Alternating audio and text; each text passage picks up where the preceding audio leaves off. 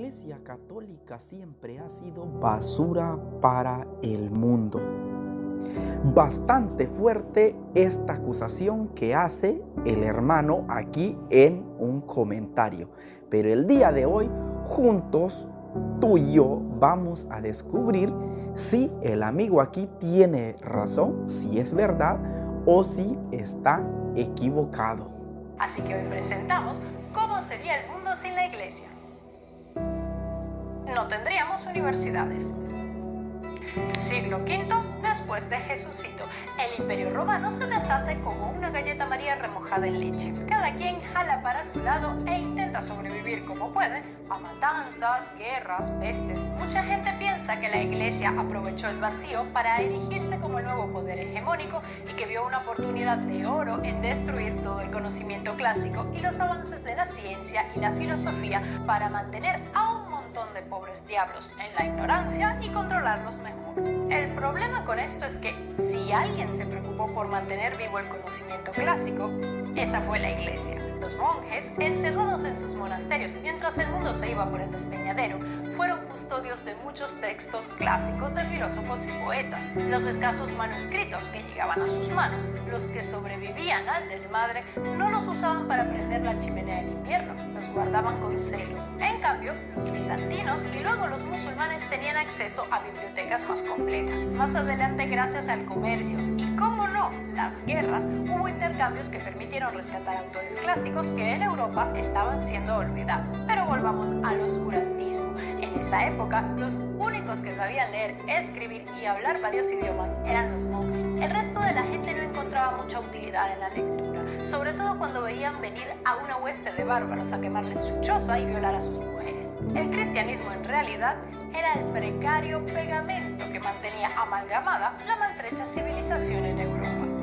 Y la poca educación y conocimiento que sobrevivía lo hacía no a pesar de la Iglesia, sino gracias a él. Entre los siglos 8 y 9, Carlomagno intenta formar un nuevo imperio y adecentar las cosas en Europa. Y una de las cosas que hace es una reforma educativa. Solo que a diferencia de las patéticas reformas que nuestros políticos prometen hoy en día, Carlomagno, que era un señor en toda regla, hace las cosas bien. Pone a cargo del asunto a un monje, Alcuino de York, quien trata de revivir el saber clásico a partir de las 7 artes liberales. En las nuevas escuelas que se crean y en las que se reforman, se enseña gramática, retórica, lógica, aritmética, geometría, música y astronomía. La reforma perduró y algunas de las escuelas fueron ganando importancia y se convirtieron en estudios generales. Ya en el siglo XII y XIII pasan a ser universidades. Las primeras estuvieron en Italia, España, Inglaterra y Francia y fueron Bolonia, Salamanca, Cambridge y la Sorbona. El arte sería muy distinto. Todas las artes como las conocemos en Occidente han sido, nos guste o no, influenciadas enormemente por la Iglesia. Empezamos con la música.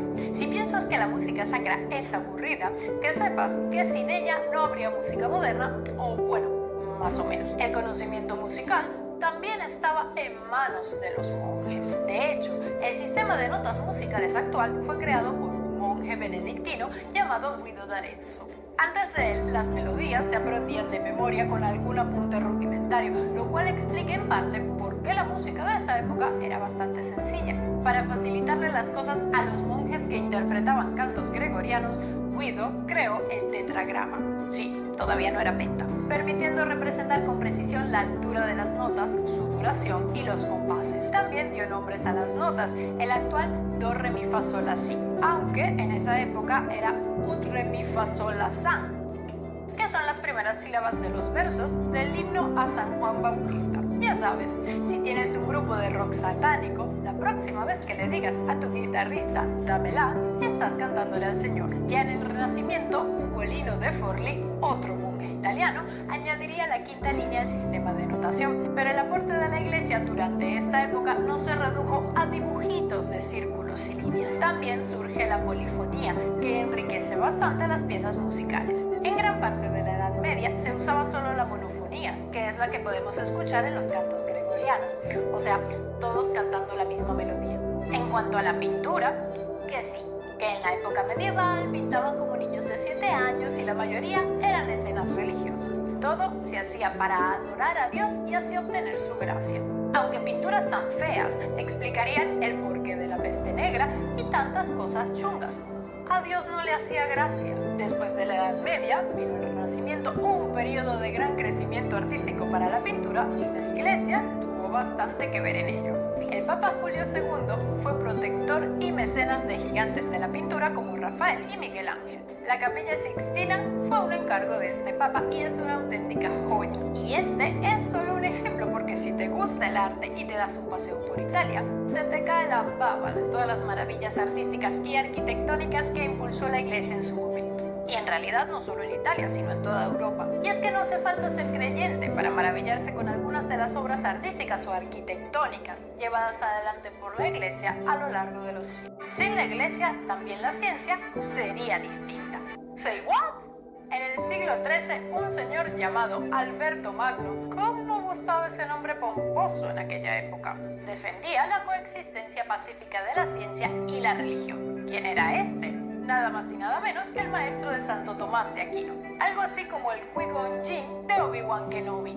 Para que me entiendas, ¿qué te quiero decir con esto? Que la Iglesia no persiguió el conocimiento científico, o al menos no lo hizo de forma premeditada y sistemática. De hecho, algunos de los mayores avances de la ciencia, como el sistema heliocéntrico de Copérnico, vienen de la Iglesia. Copérnico era cura, lo cual es irónico, porque uno de los descubrimientos científicos más importantes de la historia y que haría tambalear la influencia de la Iglesia en el mundo vino de la propia Iglesia. Y a Copérnico ni lo mataron ni lo enjuiciaron, lo dejaron tranquilito. Murió de viejo a los 70 años. Pero antes de Copérnico y después de él, fueron muchos los aportes a la ciencia de distintos miembros de la Iglesia. Veamos algunos. El sistema decimal y el cero fue introducido en Occidente por el Papa Silvestre II en el siglo X. A pesar de que ya los indios y los musulmanes lo usaban, fue un papa el que lo trajo a este lado del mundo. ¿Quién sabe qué clase de aberraciones matemáticas cometeríamos de no ser por él? ¿Qué pesadillas aritméticas se enseñarían en el colegio? No podría existir el código binario para programar en computación. ¿Y cuánto sería 1 menos 1 o 2 menos 2? Sería el apocalipsis. La famosa navaja de Ockham, pilar del razonamiento lógico y según la cual la explicación más sencilla suele ser la correcta, y que tanto usamos los escépticos para desbaratar teorías de conspiración y explicaciones inverosímiles, fue concebida por un monje franciscano, Guillermo de Ockham. Jean Buridan, que sirvió de referencia a Isaac Newton gracias a su teoría del ímpetu, en la que explicaba el movimiento de los proyectiles y objetos en caída libre, era monje. Roger Bacon, uno de los precursores del método científico, desarrolló un ciclo repetitivo de observación, hipótesis, experimentación y la necesidad de una verificación independiente. Creía en el empirismo y que solo la observación de la realidad permite acceder a los secretos de la naturaleza. ¿Y a qué se dedicaba? Era monje. Antes de él, Robert Grosset, el primero en escribir la serie completa de pasos necesarios para realizar un experimento científico. Otro monje. El padre de la genética, Gregor Johann Mendel, también monje.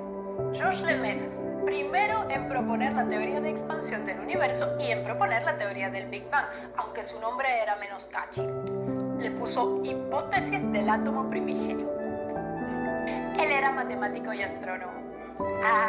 Te engañé. Y cura. Pues sí, hijos queridos, que la Iglesia no es solo cruzadas, beber la sangre de Dios y permanecer virgen hasta el matrimonio. Te he contado todo esto no porque haya tenido un súbito arranque de fe y ahora defiendo a Panchito y los suyos. Tenemos muchísimos videos sobre religión en los que cuestionamos los dogmas de la Iglesia. Como pudieron darse cuenta, la protagonista de ese video que acabamos de ver no es ni católica ni siquiera es protestante. Es más, quién sabe hasta si será creyente, cristiana o atea. Pero la historia es la historia y no la podemos ocultar. Así que solo nos queda decir que una persona es anticatólica solo por ignorante. Si te gustó este video, no olvides darle me gusta, comentar y sobre todo seguirme. Saludos.